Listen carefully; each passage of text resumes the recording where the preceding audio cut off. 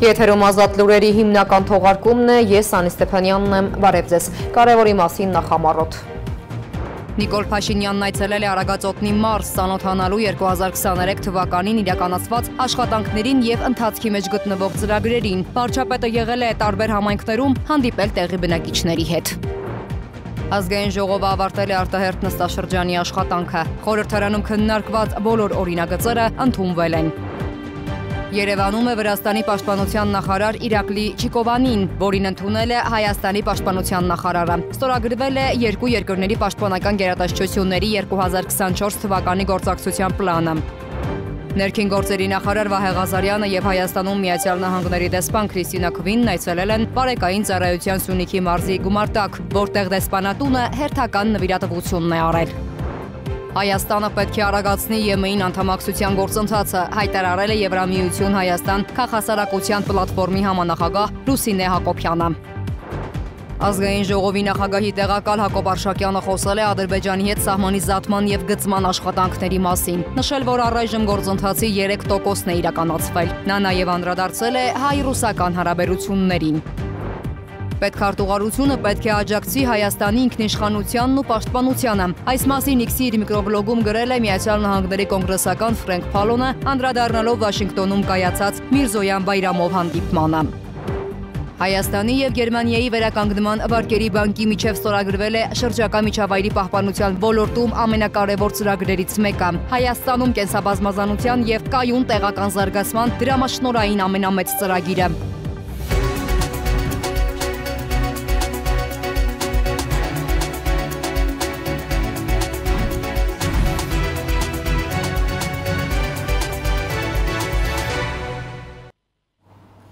Նիկոլ Փաշինյանն այցելել է Արագածոտնի մարզ, ծանոթանալու 2023 թվականին իրականացված աշխատանքներին և ընթացքի մեջ գտնվող ծրագրերին։ Վարչապետը եղել է տարբեր համայնքներում, հանդիպել տեղի բնակիչների հետ, լսել նրանց խնդիրները ու հավաստիացրել, բոլոր հարցերը հերթով լուծվելու են։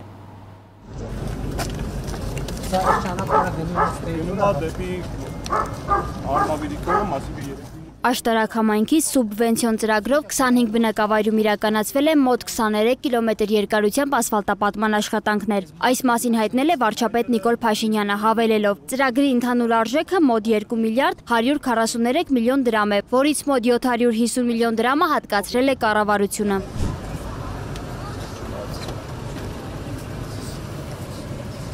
Վարչապետն Աշտարակում այցելել է նաև նոր կառուցված խաղադաշտ։ Ըստ Փաշինյանի սուբվենցիոն ծրագրով Աշտարակ և բազմաղբյուր բնակավայրերում կառուցվել է 4 խաղադաշտ։ Վերջի հիմա ինչ կա ընդհանուր տուֆից գեղագիտության առումով շատ սիրուն է, բայց ստեղ մնում է հասկանալ։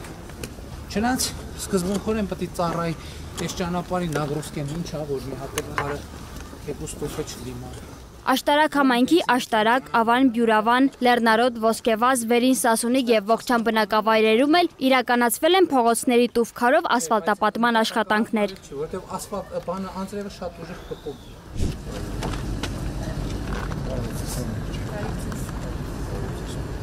Նախատեսում ենք ավարտենք երբ, նախատեսում ենք ավարտենք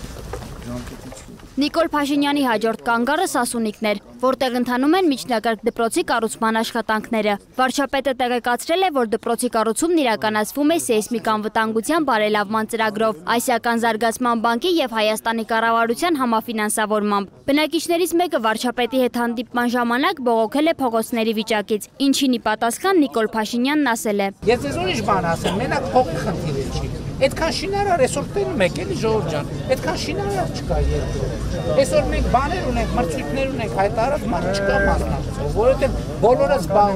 բոլորը զբաղված են, այնա ձեր աչքի առաջ է։ Աշիրի հիվանդանոցն ուզում եք ստեղ տեղայնացնել, այսինքն նախադիպման վրա երկար ժամանակ։ Աշտարակում ընթանում է նաև բժշկական կենտրոնի վերակառուցման աշխատանքը, որի համար կառավարությունը հատկացրել է մոտ 1 միլիարդ 290 միլիոն դրամ։ Շինաշխատանքները կավարտվեն 2025 թվականին։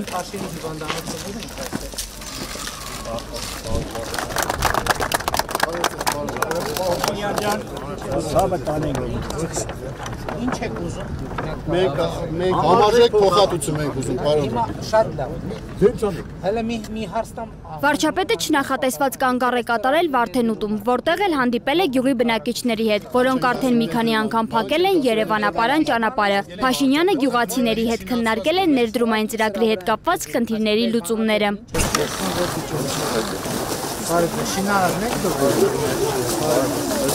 Իմիջիայլով սրանք տիպային են այս նախագծերը։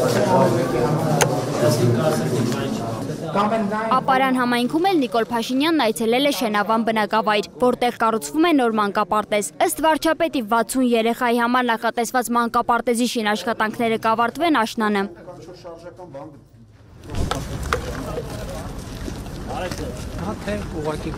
Ապարան համայնքի 19 գյուղական բնակավայրերում էլ իրականացվում են մոտ 10 կիլոմետր ասֆալտապատման աշխատանքներ։ M3 Մայրուղու Ապարան Լուսագյուղ 3 կիլոմետր հատվածում այժմ իրականացվում են հիմնանորոգման աշխատանքներ, որի համար կառավարությունը հատկացրել է մոտ 900 միլիոն դրամ, նշել է Փաշինյանը։ Սոնա Գիշյան, Free News, Ազատ լուրեր։ Ազգային ժողովն ավարտել է արտահերթ նստաշրջանի աշխատանքը, խորհրդարանում քննարկված բոլոր օրինագծերը ընդունվել են։ Նիստի մանրամասները տեսանյութում։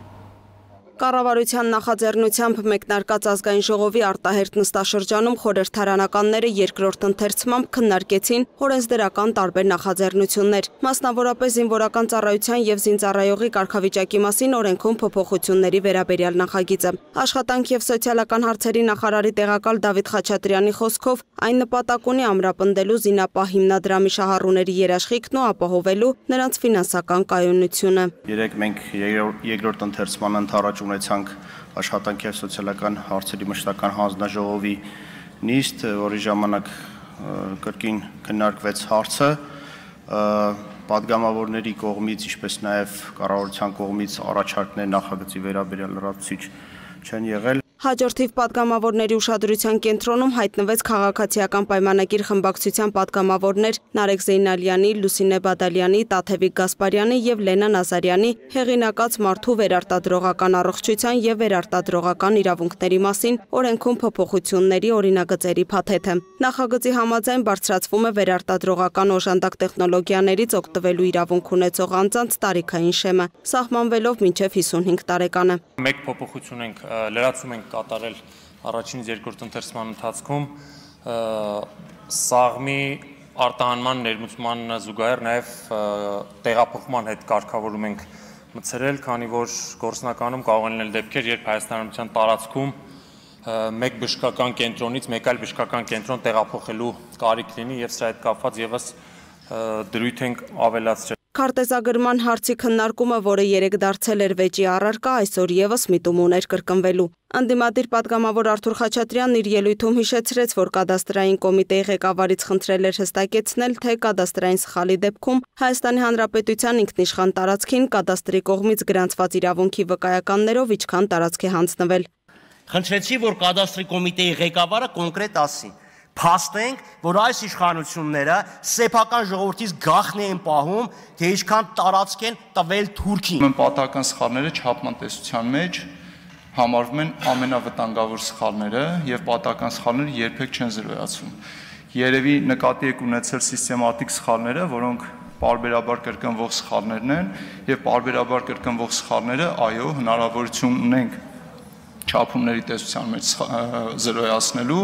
բայց պատահական սխալների վերաբերյալ խնդրում եմ նման բան չասել, որովհետև պատահական սխալները հայտնաբերելը նույնիսկ հայտնաբերելը շատ բարդ է եւ շատ դժվար չափման տեսության մեջ։ Պարոն Խաչատրյան, ձեր հարցը դուք կարող եք տալ հետեւյալ կերպ, օրինակ նաեւ, քանի ուխտ եք ուղարկել լուսին ժողովրդից թաքուն, եւ եթե մենք լուսին ուխտ չենք ուղարկել, ապա դրա պատասխանը անընդհատ լինելու է նույնը։ Բայց եթե դուք համոզված եք, որ մենք թաքուն ուխտեր ենք ուղարկում լուսին, որևէ բան ձեզ չի համոզելու հակառակը։ Խորհրդարանը քվեարկություններով ընդունեց երեկ եւ այսօր քննարկված օրինագծերը, սպառելով օրակարգը օրենսդիր մարմինն ավարտեց արտահերթ նստաշրջանի աշխատանքը եւ գնաց արձակուրդ։ Լուսինե Գրիգորյան, Տիգրան Ղազարյան, Free News, Ազատ լուրեր։ Երևանում է Վրաստանի պաշտպանության նախարար Իրակլի Չիկովանին, որին ընդունել է Հայաստանի պաշտպանության նախարարը։ Սուրեն Պապիկյանն ու Իրակլի Չիկովանին ստորագրել են երկու երկրների պաշտպանական գերատեսչությունների 2024 թվականի գործակցության պլանը։ Հուլիսի 12-ին Հայաստանի Հանրապետության պաշտպանության նախարար Սուրեն Պապիկյանը պաշտպանության նախարարության վարչական համալիրում ընդունել է պաշտոնական այցով Հայաստան ժամանած Վրաստանի պաշտպանության նախարար Իրակլի Չիկովանիին։ Պաշտպանության նախարարության վարչական համալիրում տեղի է ունեցել Վրաստանի պաշտպանության նախարար Իրակլի Չիկովանիի դիմավորման հանդիսավոր արարողությունը պատվո պահակախմբի եւ զինվորական նվագախմբի մասնակցությամբ։ Հնչել են Հայաստանի Հանրապետության եւ Վրաստանի պետական օրհներգերը։ Պաշտպանության նախարարության վարչական համալիրում դիմավորման հանդիսավոր արարողությունից հետո տեղի է ունեցել Հայաստանի Հանրապետության պաշտպանության նախարար Սուրեն Պապիկյանի եւ Վրաստանի պաշտպանության նախարար Իրակլի Չիկովանիի առանձնազրույցը, որին հաջորդել է պատվիրակությունների ընդլայնված կազմով հանդիպումը։ Հանդիպման ընթացքում բարձր է գնահատվել համագործակցության ներկայիս մակարդակը։ Քննարկվել են պաշտպանության բնագավառում Հայաստան-Վրաստան համագործակցությանը եւ տարածաշրջանային անվտանգությանն առնչվող հարցեր։ Կողմերը միմյանց ներկայացրել են նաեւ երկու երկրների զինված ուժերում ընթացող բարեփոխումների վերաբերյալ մանրամասներ։ Հանդիպման ավարտին պաշտպանության նախարարները ստորագրել են Հայաստանի Հանրապետության պաշտպանության նախարարության եւ Վրաստանի պաշտպանության նախարարության միջև 2024 թվականի համագործակցության պլանը։ Ներքին գործերի նախարար Վահե Ղազարյանը եւ Հայաստանում Միացյալ Նահանգների դեսպան Քրիստինա Քվինը այցելել են ապարեկային ծառայության Սյունիքի մարզի գումարտակ, որտեղ դեսպանատունը հերթական նվիրատվությունն է կատարել ապարեկային ծառայությանը։ Պարոն նախարար, Սյունիքի մարզային վարչության ապարեկային անձնակազմը ձեր այցի կապակցությամբ շարված է։ Ծառայության պետ գնդապետ Խուդինյան։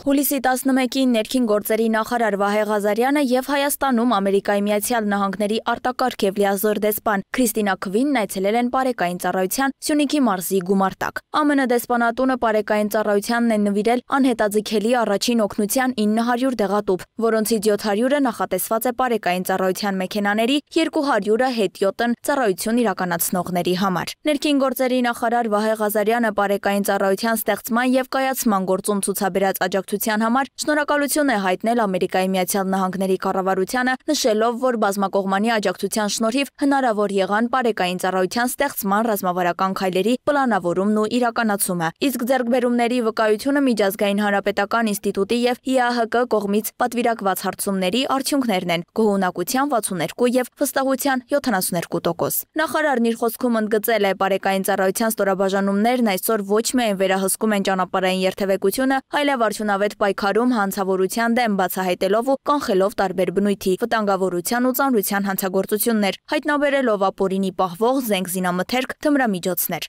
Վահե Ղազարյանն իր գոհունակությունն է հայտնել ամերիկյան կողմին ջրային պարեկային ծառայության ստեղծման գործում ունեցած աջակցության համար, նշելով, որ ծառայությունն այսօր հագեցած է ժամանակակից տեխնիկայով եւ սպառազինությամբ։ Ներքին գործերի նախարարը շնորհակալություն է հայտնել նաև պարեկային ծառայությանը ցուցաբերվող հերթական աջակցության համար, ընդգծելով, որ երկկողմ համագործակցությունն ընդլայնվելու, նոր ուղղություններ թիրախավորելու ներուժ ունի։ Ելույթ է ունեցել նաև Հայաստանում ԱՄՆ արտակարգ եւ լիազոր դեսպան Քրիստինա Քվինը։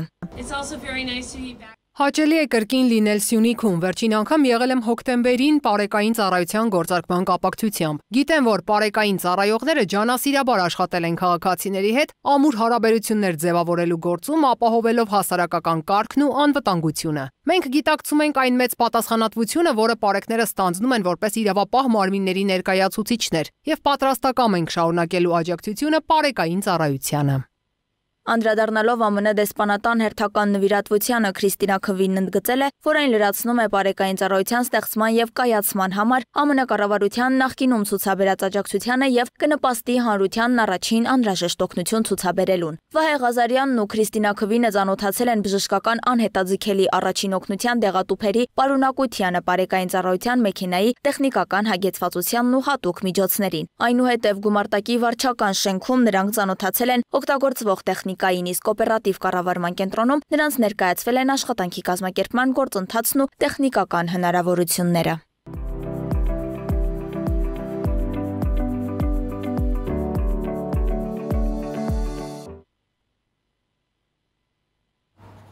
Ազգային ժողովի նախագահի տեղակալ Ռուբեն Ռուբենյանը Սանկտ Պետերբուրգում BRICS խորհրդարանական ֆորումի շրջանակում հանդիպել է Իրանի մեջլիսի նախագահ Մոհամմադ Բաղեր Ղալիբաֆի հետ։ Ռուբենյանը զրուցակցին շնորհավորել է Իրանում տեղի ունեցած արտահերթ նախագահական ընտրությունների հաջող անցկացման կապակցությամբ։ Հանդիպմանը քննարկվել են Հայաստան-Իրան միջխորհրդարանական գործակցությանը, նաև տարածաշրջանային անվտանգությանն առնչվող հարցեր։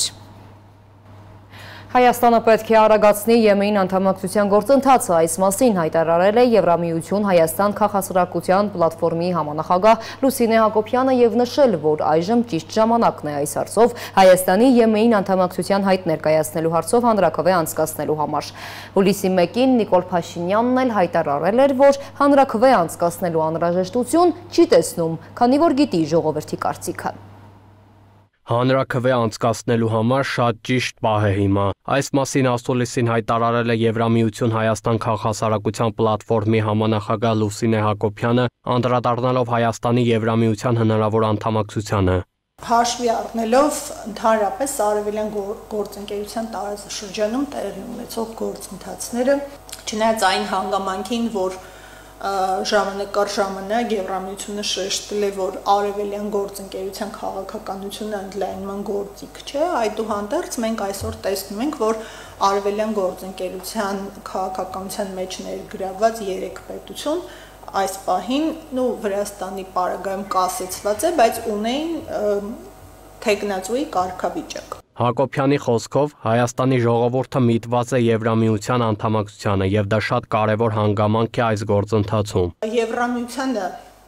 նաեւ համոզելու տեսակետից շատ կարեւոր կլինի, որ մենք ունենանք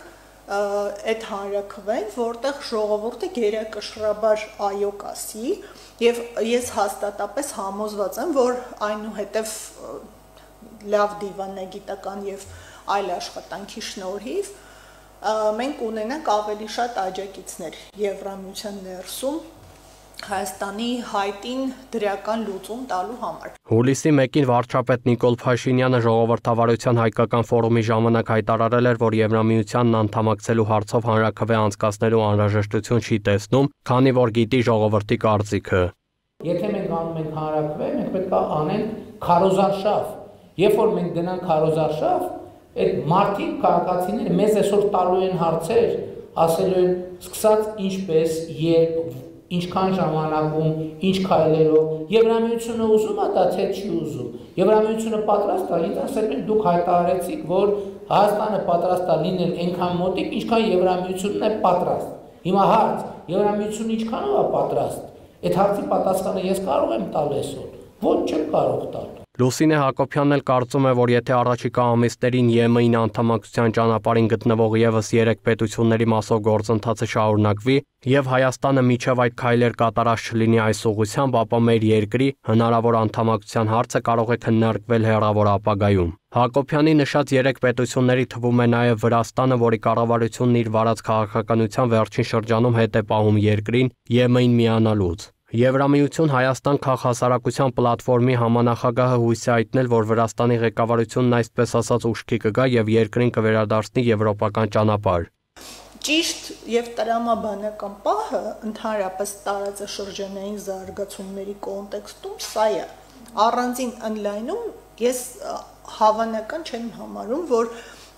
այս մի ընդլայնումից հետո մոտ ապագայում Եվրամիությունը կկազմակերպի հենց առանձին Հայաստանի համար։ Եվրամիությանն անդամակցելու հետ կապված հնարավոր ռիսկերի մասին խոսելիս Լուսինե Հակոբյանը նշել է, որ եթե խոսքը Ռուսաստանի հետ խնդիրներ ունենալու մասին է, ապա դա վաղուց կա։ Նա շեշտել է. ռուսական կողմը 2020 թվականի պատերազմից հետո անդադար տարբեր հարթակներում Հայաստանի դեմ գրոհներ է ձեռնարկում, այդ թվում նրանց ուղղորդման ընդդիմադիր հատվածի միջոցով Հայաստանում իշխանափոխություն իրականացնելու նպատակով շարժումներ են լինում։ Պատերազմից ի վեր դա տեղի է ունենում, ամեն աշուն, ամեն գարուն դա տեղի է ունենում, այսինքն էլ ինչ պետք է անի։ Հակոբյանը շեշտել է. Հայաստանը պետք է արագ քայլեր ձեռնարկի, անդամակցության հայտ ներկայացնի։ Եմեն բաց կառույց է եւ կքննարկի այդ հայտը։ Եթե մեր երկիրը համապատասխանի կառույցի սահմանած չափանիշներին, ապա դրական պատասխան կստանա։ Նարեկ Արոշանյան, Free News, Ազատ լուրեր։ Թողարկման երկրորդ հատվածում առաջարկում ենք դիտել։ Ազգային ժողովի նախագահի տեղակալ Հակոբ Արշակյանը խոսել է Ադրբեջանի հետ սահմանի զատման եւ գծման աշխատանքների մասին։ Նշել, որ առայժմ գործընթացի 3%-ն է իրականացվել։ Նա նաեւ անդրադարձել է հայ-ռուսական հարաբերություններին։ Պետքարտուղարությունը պետք է աջակցի Հայաստանի ինքնիշխանությանն ու պաշտպանությանը։ Այս մասին X-ի իր միկրոբլոգում գրել է Միացյալ Նահանգների կոնգրեսական Ֆրենկ Փալոնը, անդրադառնալով Վաշինգտոնում կայացած Միրզոյան Բայրամով հանդիպմանը։ Հայաստանի եւ Գերմանիայի վերականգնման վարկերի բանկի միջև ստորագրվել է շրջակա միջավայրի պահպանության ոլորտում ամենակարևոր ծրագրերից մեկը։ Հայաստանում կենսաբազմազանության եւ կայուն տեղական զարգացման դրամաշնորհային ամենամեծ ծրագիրը։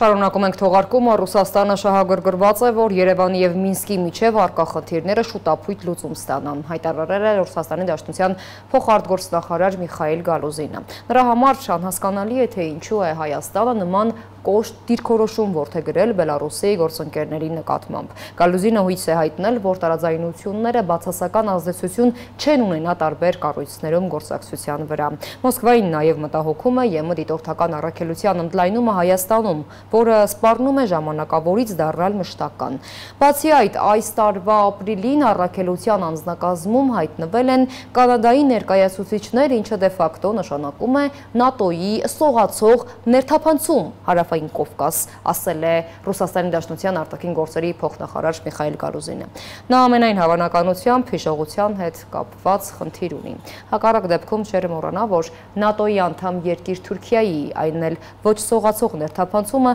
տարածաշրջան հենց Ռուսաստանն է թույլ տվել Աղդամում հիմնելով ռուս-թուրքական համատեղ մոնիտորինգի կենտրոնը։ Ինչևէ, երեկ էլ Գալուզինը դժգոհություն էր հայտնել Հայաստանին Վաշինգտոնում կայացած ՆԱՏՕ-ի գագաթնաժողովին մասնակցության առնչությամբ։ Մենք մշտապես հայտարարել ենք, որ խաղաղության պայմանագիր կնքելու պատմական հնարավորություն ունենք։ Այս մասին ասել է Ազգային ժողովի նախագահի տեղակալ Հակոբ Արշակյանը։ Խոսելով Ադրբեջանի հետ սահմանի զատման եւ գծման աշխատանքների մասին, Արշակյանը նշել է, որ առայժմ գործընթացի 3%-ն է իրականացվել։ Նա նաեւ անդրադարձել է հայ-ռուսական հարաբերություններին, նշելով կան հարցեր, որոնց պատասխանները հայկական կողմը ակնկալում է Ռուսաստանի Դաշնությունից։ Հայկական կողմն ունի հարցեր, որոնց պատասխաններն ակնկալում է Ռուսաստանից։ Այս մասին Ազգային ժողովում լրագրողների հետ զրույցում ասաց Ազգային ժողովի փոխնախագահ Հակոբ Արշակյանը։ Կան խնդիրներ հարաբերությունների մեջ, ես կարծում եմ սրանք հարցեր են, որոնք որ բաց քննարկվում են, դրանք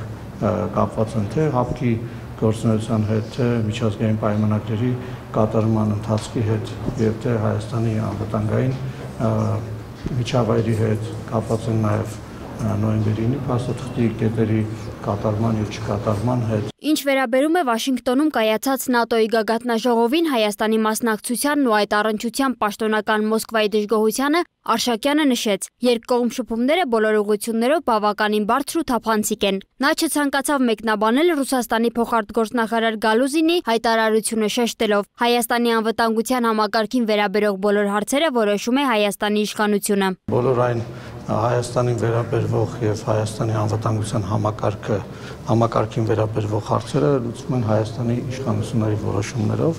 եւ ես կարծում եմ, որ այն որոշումները, որոնք որ կայացվում են, բխում են Հայաստանի անվտանգության շահերից։ Հուլիսի 11-ին հայտնի դարձավ, որ Թուրքիան արգելել է Հայաստանի եւ Վրաստանի համար նախատեսված ապրանքների տեղափոխումն իր օդային տարածքով։ Հակոբ Արշակյանը մեկնաբանելով այս տեղեկատվությունը նկատեց. Հայաստանը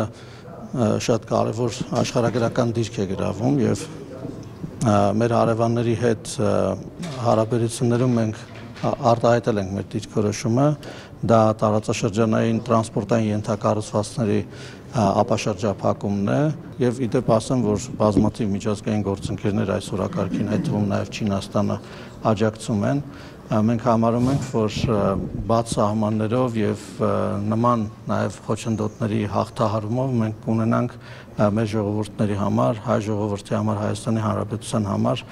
ել ավելի նպաստավոր պայմաններ, թե կենսամակարդակի, թե անվտանգության մակարդակի եւ թե երկարատև խաղաղության հաստատման տեսանկյունից։ Սահմանների բացումը բխում է երկու երկրների ու ժողովուրդների շահերից, հավելեց Արշակյանն անդրադառնալով Թուրքիայի հետ սահմանների բացման հնարավորությանը։ Նրա խոսքով Հայաստանի հետ ուժի լեզվով խոսելը լավ միտք չէ եւ ընդհանրապես երբ խոսքը խաղաղության մասին է, այն չպետք է լինի պարտադրված։ Քաղաքական կամք կա, դա նշանակում է, որ Հայաստանի իշխանությունները պատրաստ են նման որոշումներ կայացնելու եւ բազմիցս դրա մասին խոսել ենք։ Եվ ինչ վերաբերում է քաղաքական կշռին, իհարկե Հայաստանի Հանրապետությունը ունի քաղաքական կշիռ, որովհետեւ Հայաստանի Հանրապետությունը ինքնիշխան եւ սուվերեն երկիր է, ունի ֆիզիկական սահմաններ, որոնցով պիտի անցնեն այդ ապաշրջակապված տրանսպորտային ուղղությունները։ Եթե Հայաստանը չունենա կամք, դա տեղի չունենա, եթե Հայաստանը ունենա կամք, տեղի կունենա։ Խոսելով սահմանազատման գործընթացից, Հակոբ Արշակյանն ասաց, որ այն շարունակվում է։ Ներկայում գործընթացի միայն 3%-ն է իրականացվել։ Պրոցեսը պիտի ներկայացվի 100%-ով։ Ես ձեզ ասում եմ, պրոցեսը 100% իրականացնելու դեպքում հայկական բոլոր տարածքները հետ են վերադարձելու Հայաստանին, ադրբեջանական բոլոր տարածքները անցնելու են Ադրբեջանին։ Խոսելով խաղաղության պայմանագրի կնքման հնարավորության մասին, Հակոբ Արշակյանը նշեց, որ պաշտոնական Երևանը բազմիցս հայտարարել է, հայկական կողմը բավարար կամք ունի խաղաղություն հաստատելու համար, եւ ժողովուրդն է դրան պատրաստ եւ իշխանությունը։ Սոնա Գիշյան, Տիգրան Ղազարյան, Free News, Ազատ լուրեր։ Պետքարտուղարությունը պետք է աջակցի Հայաստանի ինքնիշխանությանն ու պաշտպանունակությանը։ Այս մասին Nix-ի իր միկրոբլոգում գրել է Միացյալ Նահանգների կոնգրեսական Ֆրենկ Փալոնը, անդրադառնալով Վաշինգտոնում կայացած Միրզոյան Բայրամով հանդիպմանը։ Նա ողջունել է պետքարտուղար Բլինքենի աշխատանքը Հայաստանի եւ Ադրբեջանի միջև խաղաղության ուղղությամբ եւ նշել, որ խոսակցություններն անօգուտ են, եթե իրական հետևանքներ չլինեն Ադրբեջանի շարունակվող ագրեսիայի եւ մարդու իրավունքների խախտումների համար։ Էրդողանը ՆԱՏՕ-ի գագաթնաժողովին հաջորդած մամուլի ասուլիսի ժամանակ անդրադարձել է Հայաստան-Ադրբեջան հարաբերություններին։ Հարցին թե հնարավոր է արդյոք Հայաստանի եւ Ադրբեջանի միջև խաղաղության համաձայնագիր ստորագրվի մինչև այս տարվա վերջ, Էրդողանը պատասխանել է, որ այդ որոշումը պետք է կայացնի Ադրբեջանի նախագահը։ Նրա հավաստմամբ Ալիևը կողմ է դրական քայլեր իրականացնելուն։ Իդեպ մինչև ասուլիսը կայացել է Էրդողանի հանդիպումը Մակրոնի հետ, Ֆրանսիայի նախագահը վերահաստատել է աջակցությունը Հայաստանի եւ Ադրբեջանի միջև ընթացող երկխոսությանը, հնարավորինս արագ խաղաղության պայմանագրի կնքման նպատակով։ Միջազգային եւ տարածաշրջանային նորություններին ծանոթացեք տեսաշարով։ Ամերիկայի Միացյալ Նահանգների նախագահ Ջո Բայդենը պատրաստ կլինի դադարեցնել վերընտրվելու համար պայքարը, եթե հաղթանակի բոլոր շանսերը կորչեն, բայց նա չի տեսնում սոցիոլոգների եզրակացությունները, որոնք կնշեն դա։ Ամերիկացի առաջնորդը նման հայտարարություններ է արել Վաշինգտոնում ՆԱՏՕ-ի գագաթնաժողովին հաջորդած մամուլի ասուլիսում։ Միևնույն ժամանակ նա փաստացի խոստովանել է, որ ԱՄՆ-ում նախընտրական քարոզարշավի ընթացքում դեռևս կարող են տեղի ունենալ մեծ փոփոխություններ։ Թուրքիայի եւ Ֆրանսիայի նախագահներ Ռեջեփ Թայիփ Էրդողանը եւ Էմանուել Մակրոնը Վաշինգտոնում քննարկել են տարածաշրջանային հարցեր, նաեւ Ուկրաինայի եւ Ռուսաստանի միջև պատերազմը, Իսրայելի եւ Պաղեստինի հակամարտությունը։ Էրդողանն ընդգծել է Թուրքիայի եւ Ֆրանսիայի միջև հարաբերությունների ամրապնդման կարեւորությունը բոլոր ոլորտներում։ Կարևորելով Եվրամիությանը Թուրքիայի անդամակցության գործընթացի ակտիվացման անհրաժեշտությունը, Էրդողանն ասել է, որ Թուրքիան աջակցություն է ակնկալում այդ հարցում։ Շեշտելով, որ արևմտյան երկրների կողմից Իսրայելի զինադադարի խրախուսումը կնպաստի տարածաշրջանային եւ համաշխարհային խաղաղությանը, Թուրքիայի նախագահը կոչ արել իր գործընկերոջը կոնկրետ քայլեր ձեռնարկել այդ ուղղությամբ։ Իրանի ագնախոսնակ Նասեր Քանանին հերքել է Վաշինգտոնում ՆԱՏՕ-ի գագաթնաժողովի եզրափակիչ հայտարարություններում, թե Իրանի հասցեին արված մեղադրանքները, թե Իրանը ռազմական աջակցություն է ցուցաբերում Ռուսաստանին Ուկրաինայի դեմ պատերազմում։ Նրա խոսքով դրանք անհիմն են եւ քաղաքական նպատակներ են հետապնդում։ Քանանին ասել է, որ Ուկրաինայում ստեղծված իրավիճակը ՆԱՏՕ-ի եւ ԱՄՆ-ի սադրիչ քաղաքականության հետևանքն է եւ Իրանը երբեք ԱԹՍ-ներ չի մատակարարել Ռուսաստանին։ Պաշտոնյան ընդգծել է, որ տարածաշրջանում եւ աշխարհում կայուն անվտանգություն հաստատելու կարեւորությունը եւ Ուկրաինայի հակամարտության խաղաղ կարգավորման անհրաժեշտությունը։ Նեպալում սողանքի պատճառով երկու մարդատար ավտոբուս է ընկել գետը, ինչի հետևանքով 65 մարդ անհետ կորած է համարվում։ Ոստիկանության տվյալներով Կատամանդու մեկնող ավտոբուսում եղել է 24 մարդ, իսկ մյուս Կատամանդու Գաուր ավտոբուսում 41 մարդ։ Աղետի պահին 3 ուղևոր կարողացել է դուրս գալ մեքենայից, դեպքի վայրում աշխատում են փրկարարները, սակայն նրանց աշխատանքը խոչընդոտում են հորդառատ անձրևները։ Էկոզբոսաշրջության խթանում, հարակից համայնքների սոցիալ-տնտեսական վիճակի բարելավում, կենդանական և բուսական աշխարհի հաշվառում, կարմիր գրքի վերանայում և մոնիտորինգի համակարգի ներդրում։ Այս ուղղությունների ուսումնասիրման և դրանց զարգացման համար Հայաստանի Հանրապետության և Գերմանիայի վերականգնման վարկերի բանկի միջև ստորագրվել է շրջակա միջավայրի պահպանության ոլորտում ամենակարևոր ծրագրերից մեկը։ Հայաստանում կենսաբազմազանության և կայուն տեղական զարգացման դրամաշնորհային ամենամեծ ծրագիրը։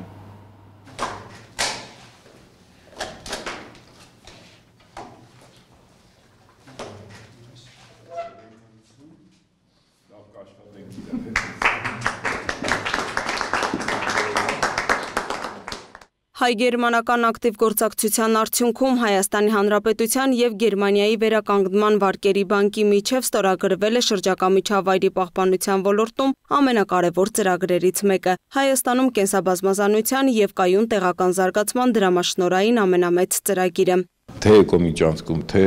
անտառտնտեսություններում պետք է ընտրվեն այդ ինդիկատորների տեսակները, որոնք հետո պետք է մեջտատիտարկման ենթարկվեն աշխատակիցների կողմից, եւ այդ առումով բավականին աշխատանքներ կան։ Նաև կարմիր գրքի մշակումը դա էլ գործընթաց է, գիտեք, որ գնահատում են իրենց ապրելավայրերը, տեսակի կարգավիճակը եւ այլն, դա էլ գիտական աշխատանք է։ Այսինքն կան բավականին շատ գործողություններ կապված կենսաբազմազանության պահպանման և մեջտատիտարկման հետ։ Ծրագրի տևողությունը 6 տարի է, դրա իրականացման արդյունքում հնարավոր կլինի կայուն կառավարել պահպանվող տարածքներն ու անտառները, բարելավել հարակից համայնքների սոցիալ-տնտեսական վիճակը, նաև օժանդակել ու աջակցել շրջակա միջավայրի բարեփոխմանը, էկոպարեկային ծառայության կայացմանը։ Անտառներում իրականացվում է և կառավարման համակարգի վերանայում ամբողջական և վերազինում, թե մեքենասարքավորումների, թե եղած անձնակազմի վերապատրաստում, որը շատ կօգնի անտառների կառավարմանը, ինչպես նաև տնկումներ, նոր մեթոդների և տեխնոլոգիաների ներդրում, ինչպես նաև շատ կարևոր է նշել, որ պահպանությանը կուղղվեն նաև միջոցներ, որպեսզի շատ լավ պահպանվի մեր բնությունը։ Ծրագիրն իրականացվում է 4 հիմնական ուղղություններով՝ կենսաբազմազանություն և պահպանվող տարածքներ, կայուն անտառտնտեսություն, պահպանվող տարածքներին և անտառային տարածքներին կից տեղական համայնքների զարգացում, պահպանվող տարածքների կայուն ֆինանսավորում։ Հարակից համայնքներում հնարավոր է աջակցել տեղի բիզնեսին, այլընտրանքային եկամտի աղբյուրներ ստեղծել, ցույց տալ այն կարևոր բիզնես ուղղությունները, որ կարող են համայնքին կապել անտառների և բնության հատուկ պահպանվող տարածքների հետ, չվնասելով բնությանը։ Միայն սա կարծում եմ արդեն բավականին դրական ուղղություններ են։ Նախատեսվում է խթանել նաև էկոզբոսաշրջությունը։ Իդեպ ծրագիրը նախատեսում է ևս 2 բաղադրիչ՝ կենսաբազմազանություն և բնության հատուկ պահպանվող տարածքներ ու անտառտնտեսություններ։ Թիրախային 3 պահպանվող տարածք կա, դա Խոսրովի անտառպետական արգելոցն է, Արփիլիճ ազգային պարկը, Դիլիջան ազգային պարկը, նաև ընթացքում 6 ամիս նախապատրաստական փուլն է ծրագրի, պետք է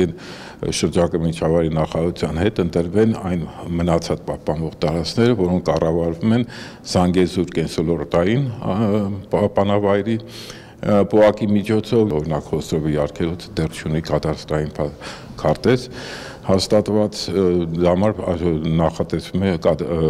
քարտեզագրման աշխատանքներ։ Կենսաբազմազանության և բնության հատուկ պահպանվող տարածքների բաղադրիչի շրջանակներում նախատեսվում է կենդանական և բուսական աշխարհի հաշվառում, կարմիր գրքի վերանայում և մոնիտորինգի համակարգի ներդրում։ Գերմանիայի կառավարության հատկացրած դրամաշնորհը կազմում է 26.208.483 եվրո, իսկ Հայաստանի Հանրապետության կառավարության համամասնական ներդրումը առնվազն 4.8 միլիոն եվրո է։ Լուսինե Գրիգորյան, Հայկ Գևորգյան, Free News, Ազատ լուրեր։ Իսկ այս ժամին նախատեսել ենք այսքանը, թողարկման ավարտին ծանոթացեք եղանակային կանխատեսումներին, ցտեսություն։